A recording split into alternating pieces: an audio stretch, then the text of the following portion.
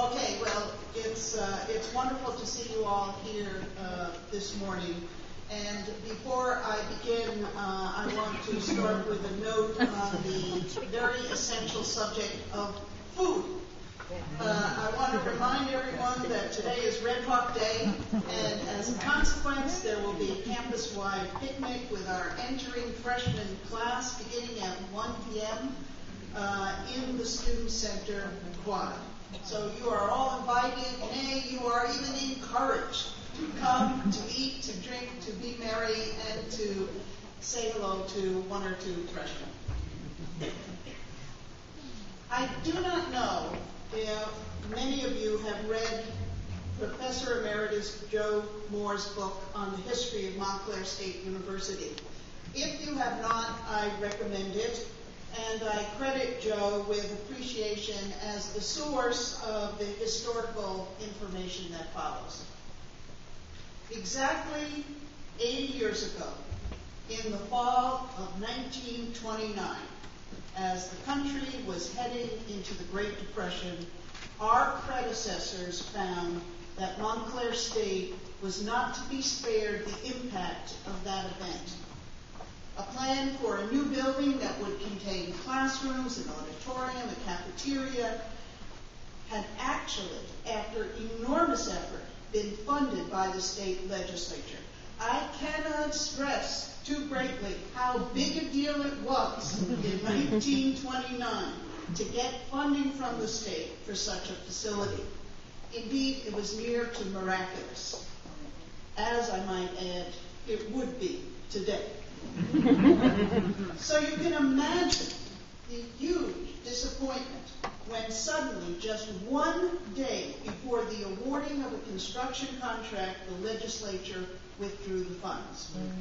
There would be no new building after all, nor would there be any ability to address other urgently needed campus renovation and equipment purchases. In addition, all hiring of new faculty was eliminated, as were all promotions and salary increments. As the Great Depression worsened, salary reductions of about 7% were put into effect.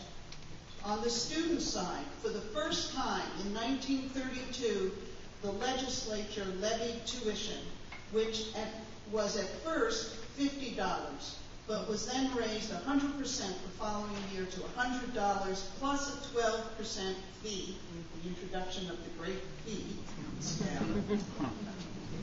For the first time, students also became responsible for buying their own books. In short, times were quite difficult.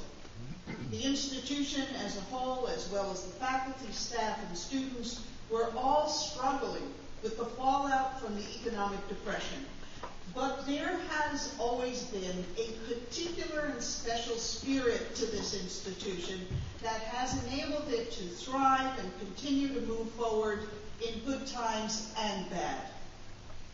Remember that the subtitle of Joe Moore's History of Montclair State is A Century of Triumph Over Circumstance. So even in the midst of the hardships of the Great Depression and the institutional and personal and professional disappointments I mentioned above, here's what happened at Montclair State. Montclair State faculty moved vigorously forward with their extraordinary innovation in teacher preparation that made deep subject matter preparation central to the education of teachers for the first time in the United States. They also developed a systemic commitment to field experiences and what became nationally recognized practices in the supervision of student teachers.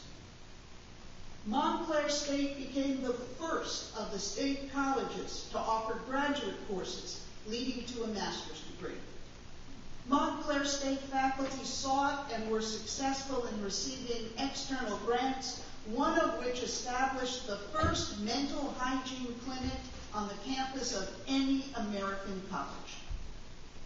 Montclair State solicited and received a grant to establish a Department of New Tools for Learning, what today we would call instructional technology, that added new audio-visual resources to the library. During this period in the math department, Professors Virgil Mallory and John Stone developed a collaboration that would produce more than 40 textbooks that had a profound impact on the teaching of mathematics throughout the nation. The music program advanced into a major field of study, and in a study conducted of it by Columbia University, Montclair State's music program was praised as one of the most comprehensive in the country. Contributions sought and received by the library enabled it to expand its space and vastly increase the collection in poetry, science, and certain specialized areas, including Abraham Lincoln studies and materials related to New Jersey. By 1933, the library, then located in College Hall, pretty much everything was located in College Hall in those days.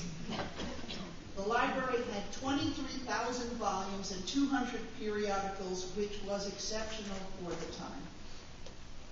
Faculty in the Foreign Languages Department held annual language festivals attracting thousands of people and reaching out to high school students all over the state. These festivals raised money to support foreign study for our undergraduates. These are the examples.